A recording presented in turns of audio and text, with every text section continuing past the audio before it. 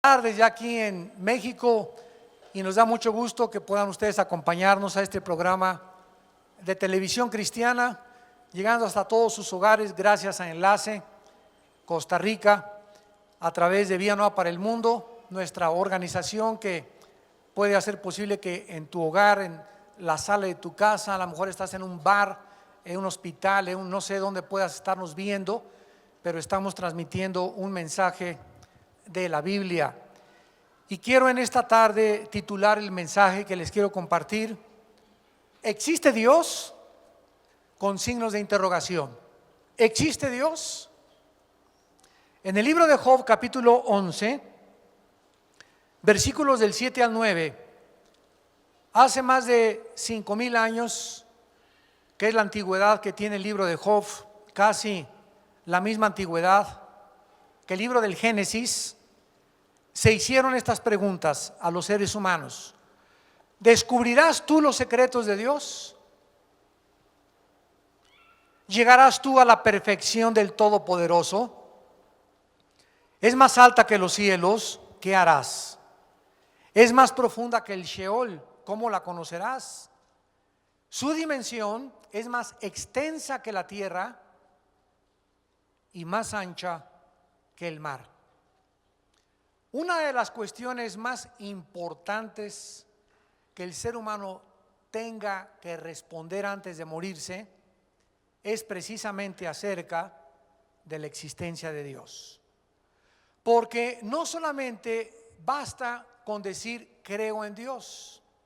Siempre que una persona se acerca a mí o en los debates que tenemos en la televisión o en el radio, en diferentes foros universitarios o diferentes paneles con profesionistas, con científicos, con abogados, con físicos matemáticos, con astrónomos, con antropólogos, muchos me dicen yo creo en Dios, y siempre les contesto: ¿en cuál Dios? ¿Cómo que en cuál Dios? La gente muchas veces responde. Yo les vuelvo a decir, bueno, los romanos tenían miles de dioses, los griegos tenían millones de dioses. Hicieron Dios a Marte, a Neptuno, a Júpiter. Calígula, el emperador romano, hizo Dios a su caballo. Entonces, cuando alguien dice creo en Dios, ¿qué es lo que esta persona está tratando de expresar o de comunicar? Absolutamente nada. Porque no basta decir creo en Dios, en una fuerza sobrenatural, una fuerza invisible, etcétera, etcétera, sino necesitamos contestar quién es ese Dios en el cual hemos depositado nuestra confianza. Por ejemplo, uno de los físicos, matemáticos, astrónomos más grandes que el siglo XX conoció, el doctor Wernher von Braun, que fue el que diseñó el primer cohete que llegó a la luna en 1969, y profesor aparte de la Biblia ahí en la NASA. En los tiempos libres él daba estudios de la Biblia a todos los estudiantes de física, matemáticas, de astronomía, aeroespaciales, a las secretarias, a los ingenieros, etcétera, etcétera. Escribió estas palabras: conocer a Dios es la meta más noble del entendimiento humano. Amarle es lo más digno de nuestros afectos, y servirle es el más honroso y delicioso propósito al cual podamos dedicar todos nuestros talentos. Este hombre, con un ingenio increíble para haber diseñado el primer cohete que llegó a la luna en 1969, Wernher von Braun, que era alemán y se nacionalizó norteamericano, descubrió a Cristo cuando tenía 16 años de edad, estudiando física en Alemania. Y desde que él descubrió a Jesucristo, él comenzaba a enseñarles en las universidades alemanas que él no podía explicarse cómo podía un alumno estudiar ciencia aeroespacial o física o matemáticas o químicas e hiciera a un lado a Dios. Él decía: cuando tú llegas a la física, llegas a un límite. Cuando llegas a la química, llegas a un límite. Cuando llegas a las ecuaciones matemáticas, llegas a un límite. Y ese límite no te permite concebir que existe otro mundo fuera de ese límite mental, intelectual humano, que es el invisible, el espiritual, y que por el cual tú no quieres conocer, nunca podrás extenderte todavía mucho más allá del límite intelectual de la mente humana y de la finitud del pensamiento intelectual. Así, en otras palabras, él dijo, para concluir, que un científico ateo es un científico limitado. Una persona que dice que no cree en Dios está él mismo negando su propia existencia. Es como amanecer y verte en el espejo y decir: no veo nada, no existo.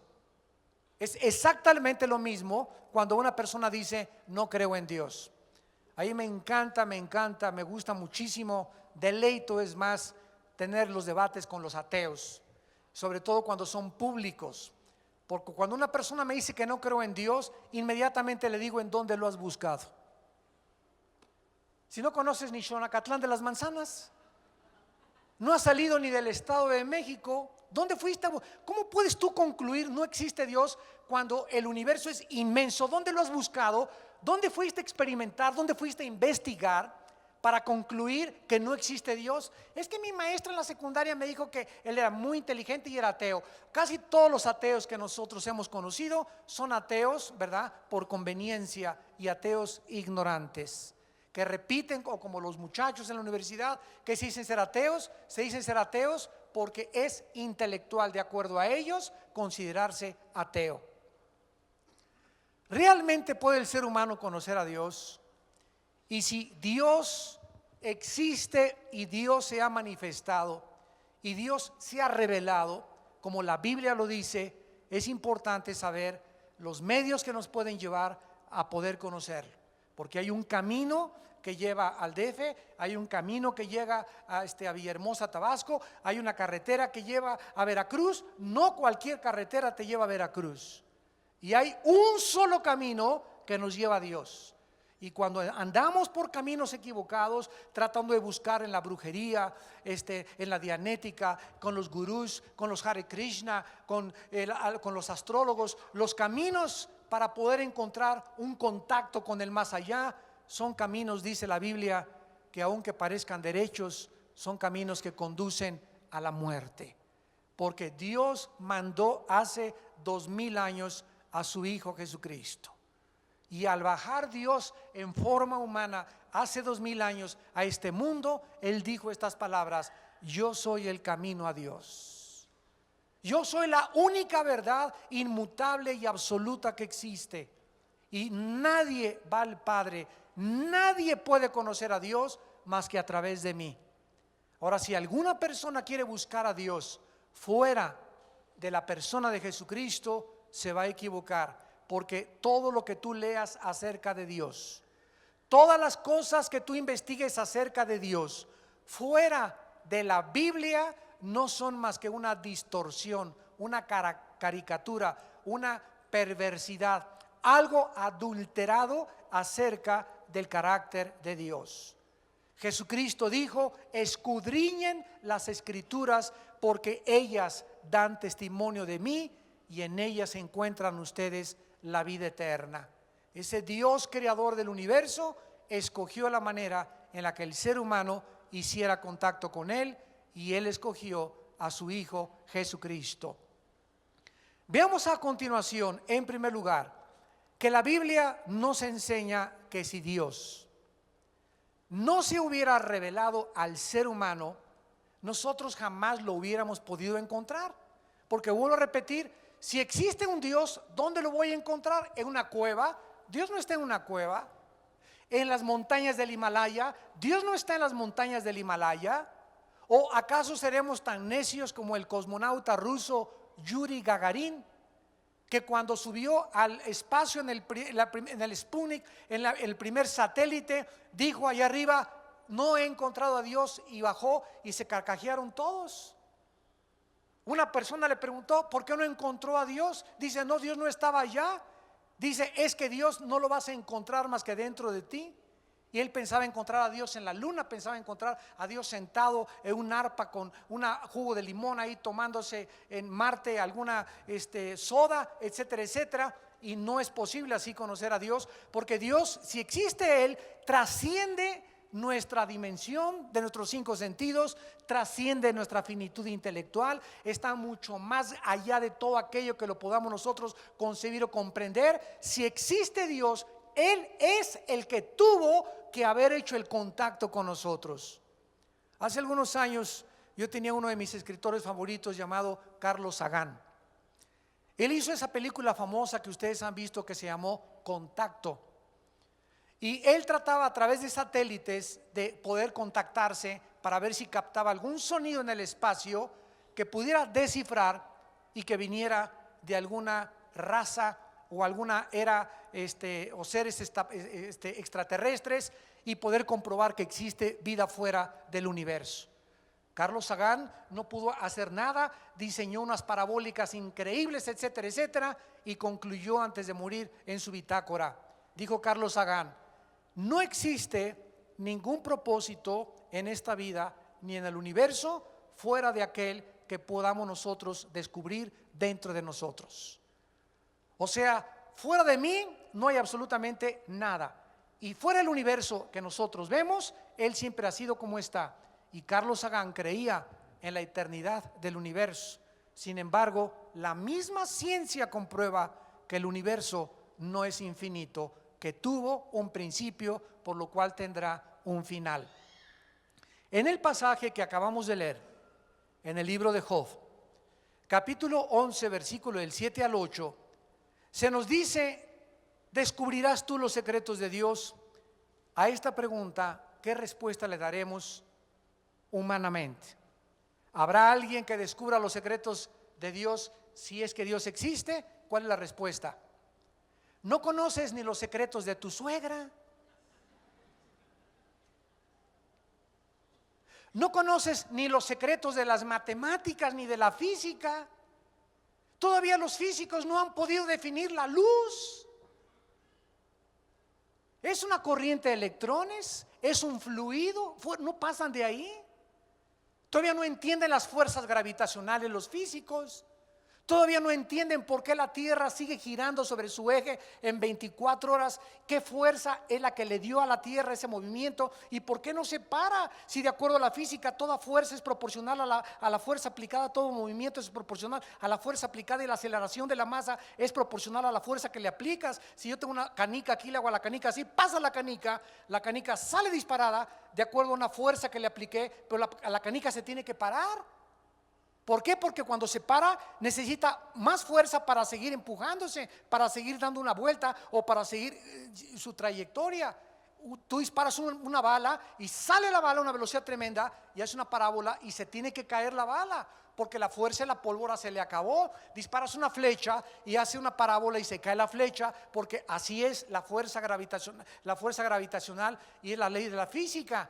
Pero a la Tierra, ¿quién le hizo así que no ha perdido su velocidad y se sigue manteniendo desde hace miles o millones de años? Y al mismo tiempo, ¿quién le empuja para que le dé la vuelta alrededor del Sol y para que sea posible las 4 estaciones? ¿Qué es lo que hace que los átomos en el macrocosmos y en el microcosmos tengan fuerza volicional? Y los científicos ni siquiera han descubierto eso, mucho menos descubriremos los secretos de Dios. ¿Descubrirás tú los secretos de Dios, Ciro Peraloca? ¿Llegarás tú a la perfección del Todopoderoso? ¿De veras te crees más inteligente que si Dios existe? De acuerdo a mis conceptos y de acuerdo, no salió ni el Estado de México, pero según mis cálculos Dios no existe. ¿De veras te crees tan sabio y tan perfecto para poder concluir que no existe algo que trasciende tus 5 sentidos simplemente porque no lo puedes observar con tus ojos ni palpar con tus 5 sentidos? La Biblia nos contesta y nos dice que los secretos de Dios y su perfección es más alta que los cielos. ¿Qué harás? Dice el versículo 8. Es más profunda que el Sheol, ¿cómo la conocerás? Entonces concluimos que si Dios existe, no lo vamos a poder encontrar buscándolo en este mundo, ni yéndonos en un cohete buscándolo en el espacio. Tenemos que encontrar y descubrir que ese Dios invisible, eterno, poderoso, creador, diseñador, legislador de la ley, es el que Él vino a este mundo y Él se nos reveló. Y cuando Cristo comenzó a caminar por este mundo, hizo las obras que Dios quería que hiciera para que supiéramos que Jesucristo era verdaderamente su Hijo amado. Dice la Biblia en Isaías 55, 8 y 9, porque mis pensamientos, dice Dios, no son vuestros pensamientos, ni mis caminos son tus caminos. Como son más altos los cielos que la tierra, mis caminos son más altos que los tuyos. Entonces no digas lo siguiente: yo no creo en Dios, porque si Dios existiera, ¿cómo pudo permitir los tsunamis, los terremotos, que se murieran los niños? Entonces vamos a seguir una línea lógica, señores científicos que nos acompañan y ateos que están con nosotros, o los que nos ven por la televisión. Si tú eres un ateo y concluyes, porque el 90% de los ateos, escúchame, el 90% de los ateos que yo he conocido son personas amargadas con la vida. No han podido entender por qué pasa lo que pasa, por qué hay niños que se mueren en tsunamis, por qué hay terremotos, por qué hay injusticias, etcétera, etcétera.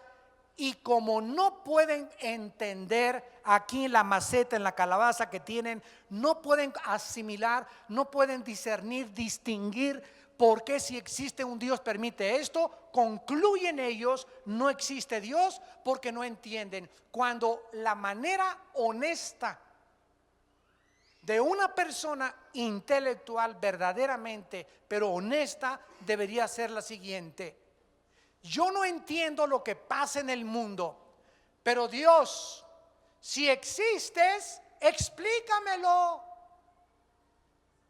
Quiero saber por qué pasa lo que está pasando, por qué hay tanta injusticia, por qué tanto sufrimiento, por qué tantos crímenes, por qué tantas guerras, qué es lo que está pasando. Si existe un Dios, yo quiero saberlo. Y Señor, si tú existes, dámelo. Y sin Jesucristo tú te revelaste, Señor Jesucristo, te necesito porque quiero entender. Pero no digas ni justifiques la negación de Dios porque no lo entiendes. Esto es muy deshonesto. Como no entiendo, no lo acepto. Más bien, no lo entiendo, pero lo quiero entender. Y si hay alguien que te lo puede explicar, porque en tu finitud no lo entiendes, necesitas entonces a Dios. Porque no eres sabio, tienes el cerebro, y yo tengo el cerebro comparado al de Dios de un renacuajo. Una vez les conté la historia de un gran santo y uno de los más grandes pensadores que a mí me desafió, porque yo antes de ser cristiano era ateo. Nosotros fuimos creados, aquí está mi mamá, en colegios lasallistas, religiosos, católicos, y me decepcioné profundamente de mi religión a la que pertenecíamos a los 14, 15, 16 años de edad. Me decepcioné tremendamente por todas las cosas que veía, ¿verdad?, en mi religión, y me brinqué al extremo. Me hice ateo y me convertí en enemigo de Dios. Mi hermano Alejandro, cuando comenzó a hablarme a mí de Cristo, ya tenía yo 25 años de edad, y había yo sufrido muchísimo, y me había metido a estudiar ciencias políticas, y que después psicología, me quería ir a los Himalayas y raparme allá con los budistas, bueno, buscando por todos lados la verdad. Y en ningún lado podía yo encontrar nada, hasta que mi hermano Alejandro un día me dijo: te reto, te desafío a que leas la Biblia. Y cuando comencé a estudiar la Biblia, paralelamente comencé a estudiar un libro que se llama La ciudad de Dios, de Agustín de Hipona. Y dice la historia que Agustín era un muchacho sumamente brillante, intelectual, que iba caminando por la playa y pensando en la playa: si Dios existe, ¿por qué permitió al diablo? Si Dios existe, ¿por qué permitió la maldad? Yo, si hubiera sido Dios, no hubiera permitido eso. Y en estos pensamientos y en estas reflexiones iba Agustín caminando por la playa, cuando se encontró a un niño que corría al mar y agarraba el mar en una cubetita y lo echaba en un hoyo, y corría al mar y sacaba agua en la cubeta y le echaba en un hoyo. Y entonces Agustín le preguntó al niño: oye, niño, ¿qué estás haciendo? Y le contestó el niño: estoy tratando de poner el mar en ese hoyito. Y Agustín le dijo: niño bruto, tonto e incoherente, ¿cómo es posible que tú creas que el mar en su inmensidad quepa en ese hoyito que tú estás haciendo. Y el niño se paró y le contestó a Agustín y le dijo: ¿y cómo piensas tú, más bruto que yo, que la inmensidad de los pensamientos de Dios quepa en la jicarita que tienes aquí? Agustín escribe que él está seguro, ¿verdad?, que ese niño era un ángel. La Biblia dice en Hebreos 13 que muchas veces los ángeles toman forma humana, y en la Biblia los vemos. Y desde ese momento Agustín comenzó a entender que era realmente imposible meter lo vasto y lo inmenso de los pensamientos de Dios en la jicarita que tenemos aquí adentro, porque aquí hay 60 watts y ahí hay 10 millones de watts. Si tú agarras esa corriente y la tratas de meter en un foco de 60 watts, ¿qué le pasa al foco de 60 watts? Lo fundes. Y por eso la mayor parte de los ateos se han muerto fundidos.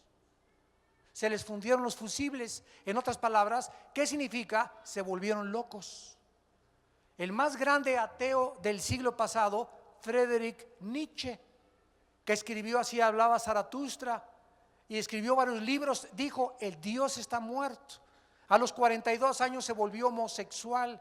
A los 45 lo internaron en un hospital psiquiátrico y muere después de los 50 absolutamente en la más profunda insanidad mental.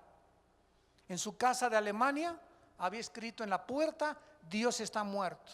Cuando murió Nietzsche, alguien puso arriba de este letrero: Nietzsche murió, Dios sigue vivo.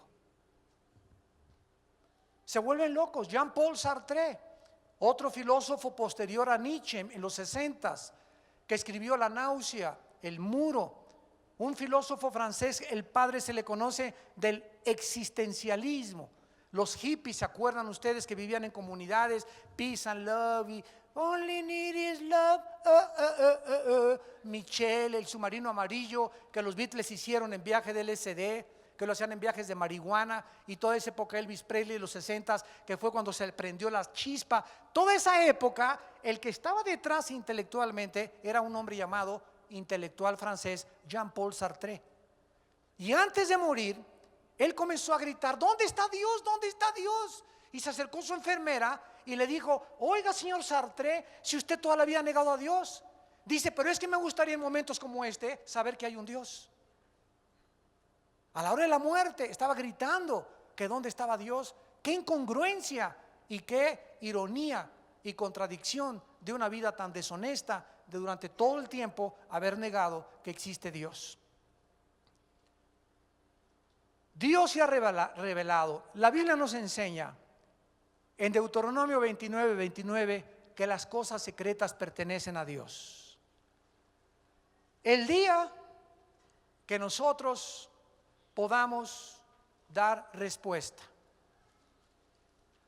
a todas las preguntas y a todas las interrogantes del universo, ya no necesitaríamos a Dios. ¿Estás de acuerdo?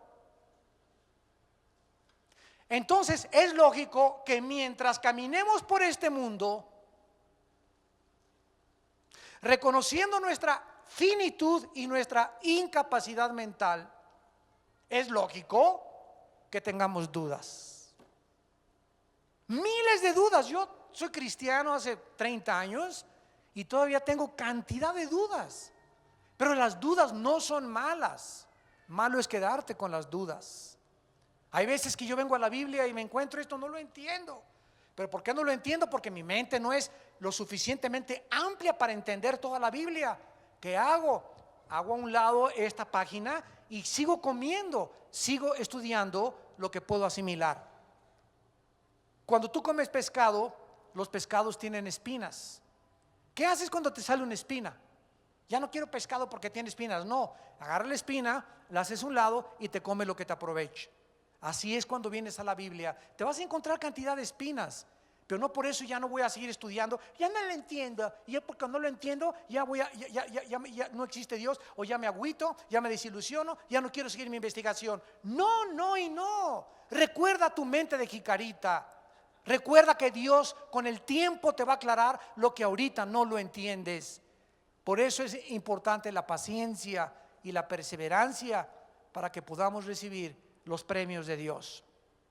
En Mateo 11, versículo 25 al 27, sucedió algo tremendo con el apóstol Pedro. Dice Mateo 11, versículo 25, en aquel tiempo respondiendo Jesús dijo: te alabo, Padre. Te alabo, Señor Dios del cielo y de la tierra, porque escondiste estas cosas de los sabios. Dios escondió las cosas profundas del universo de los sabios. No es a través de la investigación que los sabios y los entendidos van a conocer a Dios. Al contrario, la mayor parte de los científicos y la mayor parte de los sabios e intelectuales se creen que como ellos no pueden encontrar a Dios, se creen dioses y acaban negando a Dios.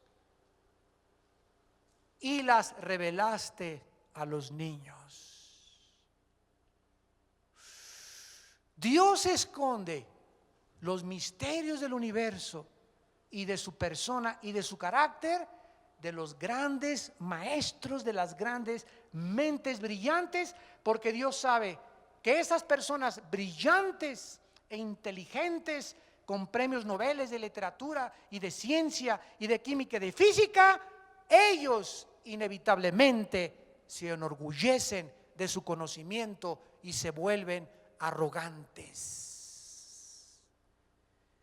Y creen que porque ya tienen 2 o 3 cuadritos ahí colgando que dice doctor en filosofía y letras, doctor en ciencias políticas, premio Nobel de química de 1900 fulano de tal, ya creen que con eso los traen a la televisión y el mundo se vuelca hacia esas mentes como Alberto Einstein, como Stephen Hawking, etcétera, etcétera. Jean-Paul Sartre, maestro de maestros, gurú Hashima Maharashi Katakachi. Se rapan y porque traen la cola de caballo, el maestro. Viene un hombre del Tíbet, el Dalai Lama: maestro, díganos los misterios del universo, usted que tiene contacto con Dios. Cuando el Dalai Lama dice que él ni siquiera conoce a Dios. ¿Por qué el Dalai Lama no lo conoce? Porque es ateo.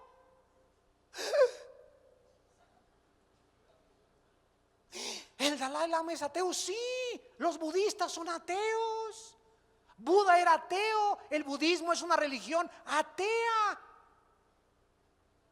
Gautama Buda era un príncipe y vivía en un palacio con todos los conforts y con todas las comodidades del mundo, y se hartó del dinero de su padre y le dijo Gautama Buda a su papá: papá, ya no quiero vivir aquí en el palacio, quiero ir al mundo, salirme de las murallas del palacio y quiero conocer el mundo. Y salió Buda de su palacio, del palacio de su padre, y se encuentra limosneros, se encuentra leprosos, se encuentra personas sufriendo, y le impacta tanto a Gautama Buda el sufrimiento del mundo que dedica su vida a descubrir por qué sufre el ser humano, y nunca lo encontró. Acabó en McDonald's.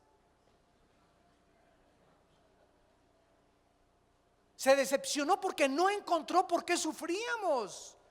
Y comenzó a comer y a comer y a comer, y por eso se puso así. Pero él jamás dijo, cuando fundó su filosofía y religión, no, esto nos concluye que no todas las religiones son teístas. Hay religiones que son ateas. El comunismo es otra religión y es ateo. Entonces, ¿de dónde sacaron? Cuando voy a la universidad me dice un maestro: oiga, pero usted no viene a hablar de religión, ¿verdad? ¿Aquí se habla de religión? ¿Aquí se habla de Hitler? Sí. ¿Se habla del comunismo? Sí. ¿De la dialéctica materialista? Sí. ¿Se habla de Buda? Sí. Entonces, ¿por qué me hizo a mí que no hablo de religión? Porque traigo la Biblia. ¿Que usted no sabe que los religiosos también son ateos? Y la gente no sabe que hay religiones ateas, como el budismo es una religión atea. Los budistas no creen en Dios, ni le oran a Dios, ni le oran a Buda. Entonces, ¿cómo podemos nosotros, verdad, creer que un ser humano, igual que tú, igual que yo, nos pueda responder los secretos del universo? En Mateo 16, el apóstol Pedro dice en el versículo Mateo 16, versículo 13, en Cesarea y Filipo, Cristo preguntó a los discípulos diciendo: ¿quién dicen los hombres que es el Hijo del Hombre? Es una pregunta muy relevante. ¿Quién dice tu maestro? Pregúntale a tu maestro que es Cristo. Escuchen, te van a contestar: Cristo fue el primer revolucionario. Cristo fue un comunista. Cristo fue un gran moralista. Cristo fue uno de los grandes iluminados. Cristo fue un hombre santo. Esta es la opinión que si tú le preguntas al mundo, te van a contestar. Pero nadie te va a contestar lo que Pedro le contestó a Cristo. A Cristo le interesaba saber qué decían las gentes acerca de él. ¿Qué dicen los hombres? ¿Quién soy yo? Le contestaron y le dijeron: unos, Juan el Bautista; otros, Elías; otros que eres un gurú; otros que eres un revolucionario; otros que eres ahijado del Che Guevara, etcétera, etcétera. Él les dijo: ¿y ustedes? Ya no me interesa lo que la gente diga. ¿Ustedes quién dicen que soy yo? Respondió Simón Pedro y le dijo: tú eres el Cristo, el Hijo del Dios viviente. Entonces le respondió Jesús: bienaventurado eres, Simón, hijo de Jonás, porque no te lo reveló ni Jean-Paul Sartre, ni la ciencia, ni la química, ni la física, ni tus investigaciones, ni ninguna universidad. No te lo reveló la carne ni la sangre, sino mi Padre que está en los cielos. Cuando yo me convertí al cristianismo y dejé el ateísmo, ya no vi a Cristo como el Che Guevara, como un grande iluminado, como un gran maestro moralista, como uno de los grandes santos de Dios, como uno de los tantos gurús, como le llaman también muchas personas, sino que cuando yo me encontré con Cristo y lo pude ver a través de la iluminación que Dios, al darme su espíritu, me abrió mi mente, lo vi y le pude decir: tú eres mi Señor y mi Dios. No me vengas con que fue un gran maestro moralista, un gran iluminado, un gran revolucionario, porque toda esta perspectiva que tú tienes acerca de él es por la ignorancia, porque no sabes que él es el Hijo del Dios viviente. Para que una persona pueda ver a Cristo como lo que él es, necesita ser iluminado por el Espíritu de Dios. Lo necesitamos saber a través de la revelación. Veamos en segundo lugar el debate acerca de la existencia de Dios. En primer lugar, el progenitor o el inventor de la psicología moderna, Sigmund Freud, postuló una declaración que es la antítesis, o sea, totalmente lo opuesto de lo que la Biblia dice. Sigmund Freud, en su libro El futuro de la ilusión, 1928, dijo estas palabras: el ser humano inventó a Dios. Esto es lo que dice el padre progenitor de la psicología moderna.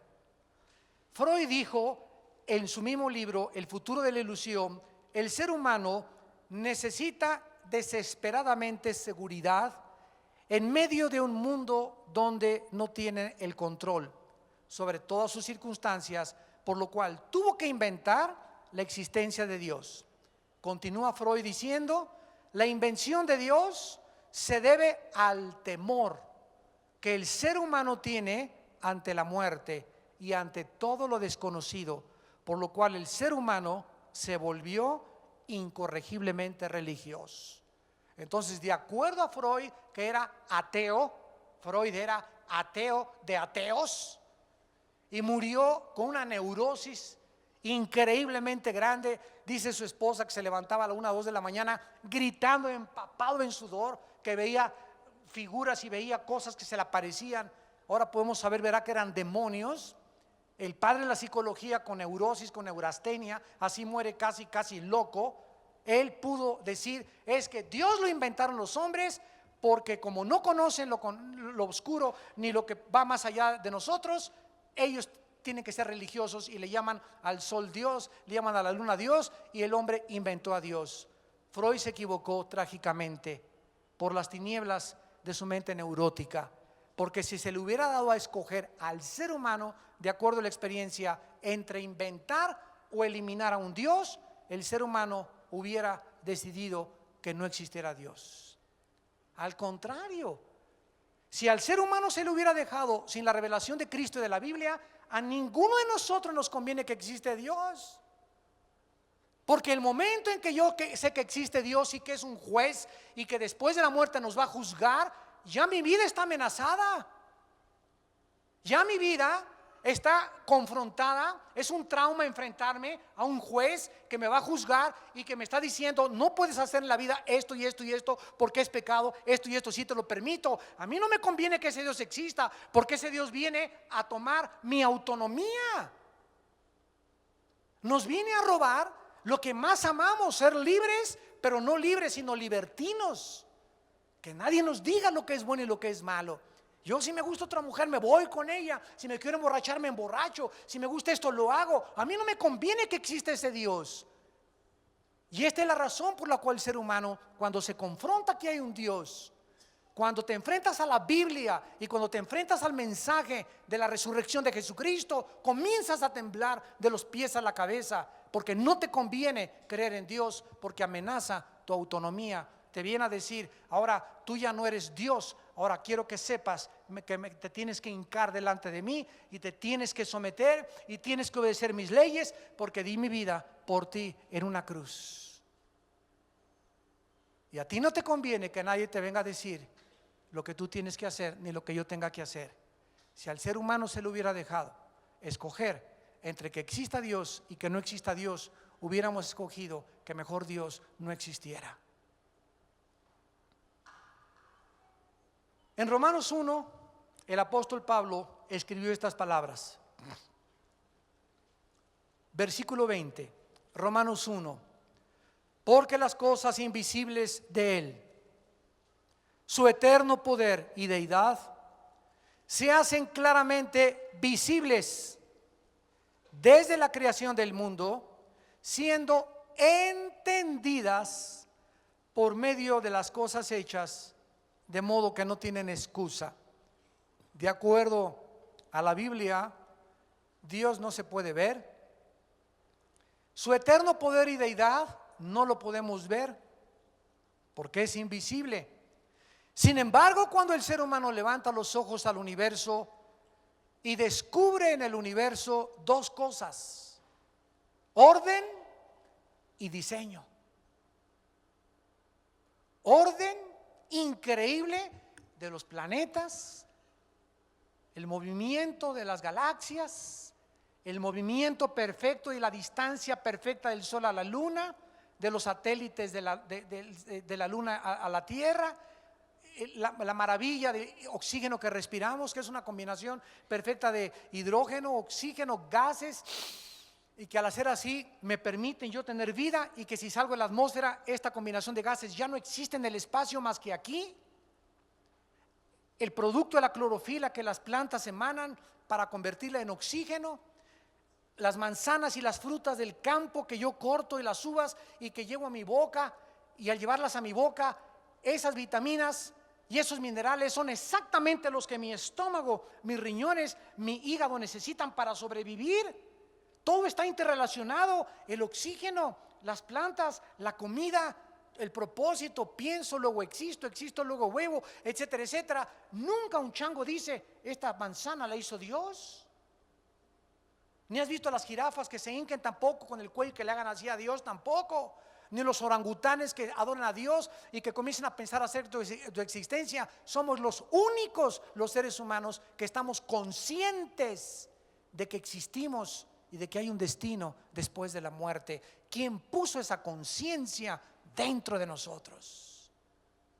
¿Por qué los egipcios, que no conocían la revelación de Dios en la Biblia, enterraban a sus muertos con comida y le ponían su espada? ¿Quién les dijo que lo iban a necesitar después de esta vida? Los aztecas, las tribus que tú me quieras comentar y decir, no hay una cultura, no hay una civilización en la historia que no haya creído o adorado a algún Dios, porque llevamos la eternidad dentro de la conciencia, porque la Biblia dice que fuimos creados a imagen y semejanza de Dios. Las cosas invisibles de Él y su eterno poder y deidad se hacen claramente visibles desde la creación, siendo entendidas al ver el diseño y el orden. Mi mente me dice, si hay un cuadro precioso, tiene que haber un pintor que lo pintó. Si veo una escultura hermosa, tiene que estar detrás un escultor.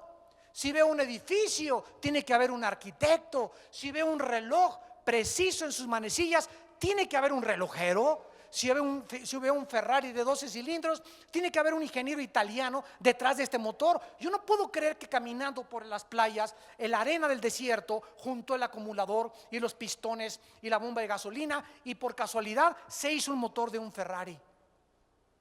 Así es imposible concluir que el hígado, el estómago, el páncreas, la sangre, los pulmones, la maravilla del ojo humano, la maravilla de los huesitos, el que tenemos en el oído, la piel que nos cubre, los cabellos, la sangre. Es increíble que todo surgió de la nada, de un accidente.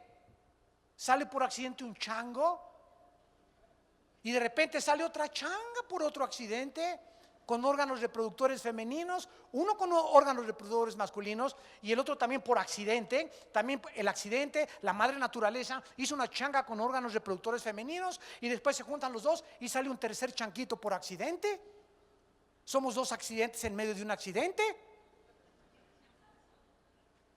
Ni la India María cree eso. Pero profesando ser sabios, se hicieron necios.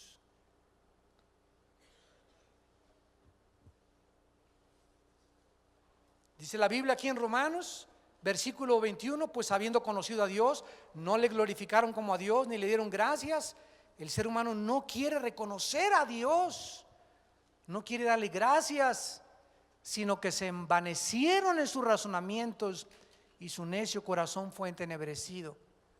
Y así es como la Biblia describe la mente de Freud, de Nietzsche, de Sartre, de Carlos Sagan, de Adolfo Hitler, de Saddam Hussein, de esos los Césares romanos, de inventores, de escultores que a los ojos del mundo, grandes mentes, grandes filósofos, sin embargo, pasaron por esta vida sin haber jamás descubierto a Dios. Y cuando se murieron, no te llevas ni la química, ni la física, ni las matemáticas, ni todo lo que aprendiste. Cuando nos muramos, lo único que nos llevamos y que nos va a servir en el cielo es el conocimiento de Dios. Juan 17:3, y esta es la vida eterna, que te conozcan a ti y a Jesucristo, a quien tú has enviado. Vamos a ver que aunque la evidencia de Dios es demasiado clara e irrefutable, la negación de la existencia de Dios, la Biblia le llama necedad. Salmo 14:1, el necio dice en su corazón, no hay Dios. Es una necedad. Una persona atea es una persona deshonesta, filosófica y racionalmente. Es una persona absurda en sus pensamientos y en la coherencia de su lógica elemental, siguiendo la línea de la lógica elemental. Y aunque Dios no puede ser probado, como una vez, hace muchos años, un gobernador del estado de Tabasco llegó a un pueblito y él se dedicó a matar cristianos y a quemar iglesias en el estado de Tabasco. Le llamaban Garrido Canaval. Y cuenta una historia, cuando estuve yo ahí en Tabasco, que me la contaron, que cuando llegó este gobernador en un caballo a una de las iglesias, agarró a todos los cristianos que estaban ahí enfrente y les dijo, a todos ustedes los reto que me demuestren que Dios existe y voy a creer. Había una viejita entre los cristianos que sacó una naranja y la partió a la mitad. Y agarró la naranja y se la exprimió. Y le dijo la viejita al gobernador de Tabasco, ateo, dígame a qué sabe la naranja. Y él le contestó, Vieja tonta, ¿cómo lo voy a saber? La tengo que probar. Y la viejita le contestó, así es Dios, Señor, lo tiene usted que probar. Así hay mucha gente, ¿verdad? Que quiere, pruébame que Dios existe, quiero esto. Pues es una cosa, tú lo tienes que experimentar en tu vida. Es algo personal y es algo individual. Dice en Romanos 8, el Espíritu nos da testimonio a nuestro espíritu de que somos hijos de Dios. No es hasta que tú le entregas la vida a ese Dios que no conoces, pero que Él quiere que tú le conozcas y entrar a tu vida, que cuando Él entra a tu vida, Jesús dijo, yo y mi Padre nos manifestaremos en tu corazón. Los argumentos que usamos para demostrar la existencia de Dios son de diferente carácter. En primer lugar, tenemos los argumentos que se llaman deductivos, como el argumento teleológico. Teleo significa en el griego perfecto o completo. Teleológicos. Esto significa que cuando observamos algo perfecto o algo acabado, en ese momento concluimos que tiene que haber, como vimos, un diseñador.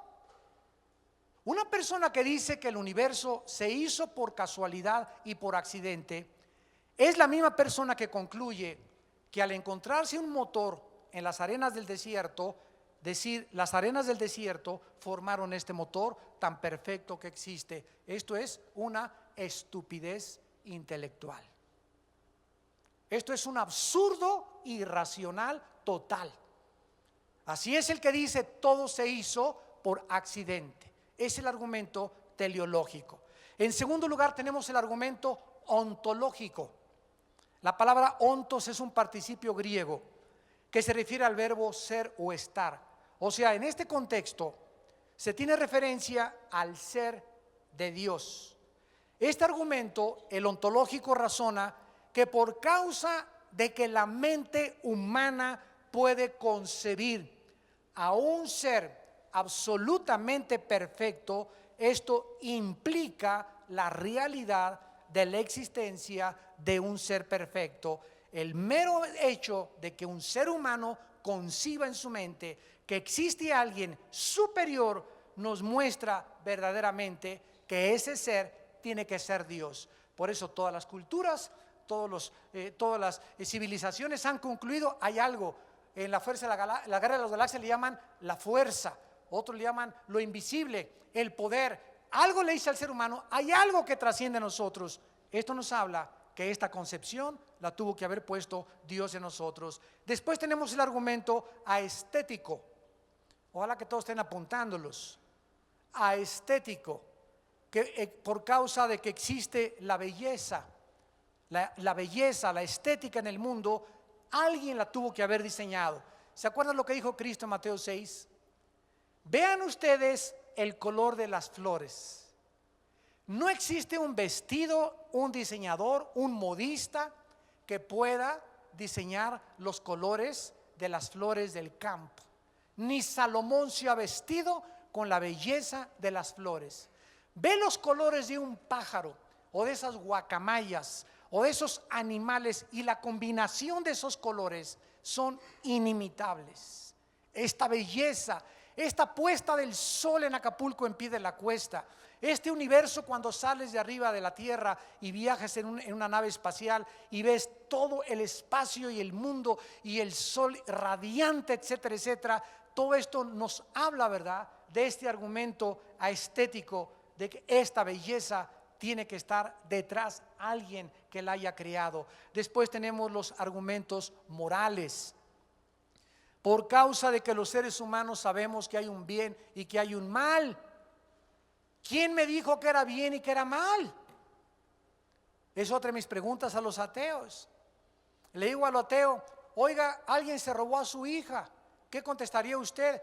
Me levantaría y lo perseguiría. Oiga, ¿y por qué? Si para usted no hay el bien y el mal, el ladrón dice que no existe la justicia ni la justicia. Y usted es ateo, usted no puede tener una plataforma moral para determinar qué es bueno y qué es malo. Oiga, pero ¿qué es malo que me roben a mi hija? Bueno, eso es lo que dice usted. ¿Quién le dijo a usted que era malo? ¿La vaca? ¿Una cucaracha? ¿Un conejo? ¿Quién le dijo? ¿De dónde sacó usted el concepto de lo bueno y de lo malo? ¿Por qué las tribus africanas, sin conocer a Dios ni la Biblia, no entregan a sus hijas si no son vírgenes al matrimonio? ¿Quién les puso a los africanos que la virginidad es la virtud más grande en el matrimonio? ¿Quién nos puso que quitarle algo a alguien es robo? Los animales no tienen este concepto. ¿De dónde vinieron estas ideas? Y tenemos también uno de los más fuertes que se llama el argumento cosmológico. Cosmológico, que es el argumento de la causa o el efecto. De acuerdo a los científicos, todo efecto tiene una causa, ¿verdad? Esto es absolutamente lógico. No puede haber una causa sin un efecto. Por ejemplo, la causa de un espacio infinito tiene que ser infinita. La causa de la eternidad tiene que ser eterna. La causa de la complejidad de la materia en todos los seres vivos tiene que ser omnisciente y sabia. La causa de la conciencia tiene que ser personal. La causa de los valores éticos tiene que ser moral. La causa de la belleza tiene que ser estética, y la causa de la vida tiene que ser algo vivo. No nada más nada igual a algo. ¿Cómo puede la vida surgir de la nada? Nunca nada ha producido nada. Nunca jamás ha surgido nada por espontaneidad. Nunca tampoco ha surgido el orden del desorden. Si yo agarro la Enciclopedia Británica y corto todas las hojas del A a la Z y las pongo debajo de un ventilador durante 5 billones de años, ¿ustedes creen que en 5 billones de años la Enciclopedia Británica se va a poner del A a la Z en orden? Si yo agarro a 10 changos y los pongo arriba de un piano, ¿cuántos años les va a tardar en componer la 9ª Sinfonía de Beethoven? ¿Cuántos años? Ni billones de billones de billones de billones de billones de años. Entonces, ¿por qué dicen los ateos que de un desorden, de una explosión del Big Bang surgió el orden, cuando la física nos demuestra y las matemáticas que nunca el orden ha surgido del desorden? Al contrario, el desorden surgió porque antes había un orden en el universo, tal como la Biblia lo establece.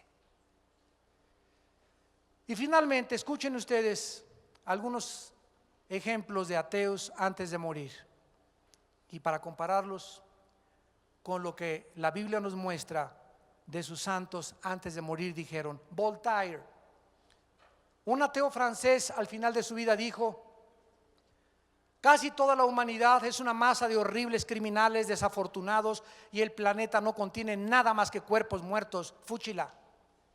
Hubiera deseado nunca haber nacido. Renan, otro ateo: vivimos en el perfume de un envase vacío. G. Wells: no existe, dijo, ninguna salida, ni alrededor ni a través de nada. Todo es un final, todo acaba en esta vida. Roberto Ingersoll dijo: la vida es un velo angosto entre el pico de 2 eternidades. No miremos en vano, todo es un desperdicio, mirar más allá de las alturas. Mientras más gritemos, la única respuesta será el eco de un lloro amargo y desesperado. Bertrand Russell, que escribió ¿Por qué no soy cristiano?, dijo: el ser humano es la causa que no tuvo ninguna previsión. Su vida, sus temores, su crecimiento, sus esperanzas, sus creencias no son sino el solo accidente de una colocación de átomos. Todo el heroísmo, las virtudes, la moral, los sentimientos se quedan solos en la tumba fría y seca. Jean-Paul Sartre: la vida es una náusea, una desesperación, ser humano. No hay causa ni propósito para la vida fuera de nosotros. La esperanza de la Biblia es totalmente diferente. El rey David escribió en el Salmo 23: aunque ande en valle de sombras y de muerte, no temeré mal alguno, porque tú estarás conmigo. El apóstol Pablo, antes de morir, dijo: he peleado la buena batalla, he acabado la carrera, he guardado la fe, por lo demás me está guardada la corona de justicia, la cual me dará el Señor juez justo en aquel día, y no solo a mí, sino a todos los que aman su venida. El apóstol Juan escribió: Cristo dijo: yo soy la resurrección y la vida, el que cree en mí, aunque esté muerto, vivirá. Y todo aquel que vive y cree en mí, no morirá eternamente. Y tú, amigo, que nos visitas, ustedes que nos ven por la televisión, ¿cuáles son tus palabras si murieras hoy en la tarde? ¿Cuál es tu concepto de la vida y de la eternidad? ¿Vas a morir amargado, con cara de caimán? ¿Vas a morir amargada en tu vida sin haber conocido jamás, naciste en las tinieblas, viviste en tinieblas y vas a regresar a las tinieblas? ¿A eso le llamas tú vivir? ¿Tú crees que el vivir es hacer dinero nada más? ¿O tener poder? ¿O llegar a ser famoso? ¿Y llegar a ser como Timbiriche? ¿O llegar a ser un cantante, un deportista famoso? ¿Tú crees que esa es la vida? Y cuando llegas a todas esas cosas te das cuenta que algo dentro de ti sigue vacío. Y así mueren presidentes y cantantes, porque todo pasa en la vida. Porque la vida del hombre es como la hierba del campo, que por un lado amanece en la mañana, en la tarde sale la flor y en la tarde nos secamos. Así tenemos todos que secarnos, y toda nuestra gloria y todo lo que buscamos no nos va a servir después de esta vida. Yo soy la resurrección, dijo Jesucristo. Si tú crees en mí, no morirás eternamente. Dios se ha revelado. Dios te está esperando en esta mañana, no para que alguien te pruebe que existe Dios, sino para que tú te convenzas sin que nadie te persuada, al invitar a Jesucristo a tu vida y al experimentarle y decirle lo que yo le dije hace 30 años. Le dije: Señor, yo no sé si existes o no existes, pero estoy desesperado. He leído tu palabra y he encontrado palabras que jamás ningún hombre ha dicho, como: tú eres el camino, la verdad y la vida. Pensé en el Che Guevara, pensé en Buda, pensé en Mahatma Gandhi, pensé en Zaratustra, pensé en Zoroastro, y no encontré a nadie en mis antiguos héroes ni iluminados que hayan hablado como habló Jesucristo. Y le dije a Cristo hace mucho tiempo: si tú eres el Hijo de Dios y realmente resucitaste a los muertos, te necesito. Y caí hincado hace algún tiempo en mi casa y le dije al Señor: entra a mi vida, te recibo como mi Señor y mi Salvador, y muéstrame, quítame las telarañas, quiero conocerte, oh Dios. No te entiendo ni entiendo nada de lo que está pasando, pero quiero conocerte, quiero que me des la mano, porque aunque ande en valle de sombra de muerte, no quiero volver a tener miedo. Quiero seguir contigo toda la vida, y que tu fuerza y tu misericordia me acompañen hasta después de la vida. Y esta es la oración que tú puedes en esta mañana hacer: pedirle a Dios que entre a tu vida, decirle: Señor, te necesito. Si no tienes esa necesidad de Dios, nunca lo vas a encontrar, pero estoy seguro que tú necesitas a Dios. Necesitamos a alguien mucho más grande que nosotros para que nos pueda consolar, fortalecer, dar dirección y propósito para vivir. Y esta persona se llama Jesucristo. Él quiere entregar tu vida, quiere entrar a tu corazón, quiere sanar tus heridas, quiere abrirte las puertas de la prisión donde te encuentras y decirte que hay libertad, y que si verdaderamente le sigues la verdad, te va a hacer libres. Oremos. Padre, te damos gracias por tu palabra en esta tarde. Gracias, Señor, por haberte revelado en las Escrituras, en la creación y en la persona de tu Hijo Jesucristo, y habernos dejado suficientes evidencias para que podamos nosotros comprobar que tú eres real, que en una cruz diste tu vida por nosotros hace 2000 años, y que la muerte no te pudo vencer. A los 3 días te levantaste de entre los muertos, porque solo Dios tiene el poder sobre la vida y la muerte. Y si Cristo se levantó de los muertos, significa que tú y yo, lo creas o no lo creas, algún día los que están en las tumbas oirán la voz del Hijo de Dios. Y todos los que la oigan se levantarán a resurrección de vida. Y todos aquellos que no la oigan serán resucitados para condenación eterna. Gracias, Señor, por la esperanza que has traído a nuestra vida, de saber que en esta vida no lo es todo, y que vamos a seguir viviendo después de esta vida contigo, Señor. Y aunque andemos en sombras y de muerte y de valles, sinuosos y profundos, no volveremos nunca a tener temor, porque tú estás con nosotros. Tu vara y tu callado nos infundirán aliento. Aderezas mesa delante de nosotros en presencia de nuestros angustiadores. Nos haces recostar en lugares delicados, pastos, y tú restaurarás nuestra alma por toda la eternidad. Gracias, Señor, por esta vida y este ánimo que nos das para seguir viviendo para ti. En esta tarde, tal vez muchos de ustedes también que nos ven por la televisión, y ustedes que están aquí presentes, no has tenido a Cristo en tu vida como tu Salvador.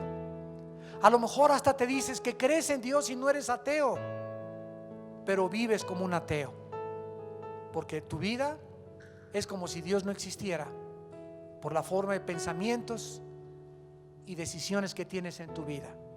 De nada te sirve creer en Dios y vivir como un ateo.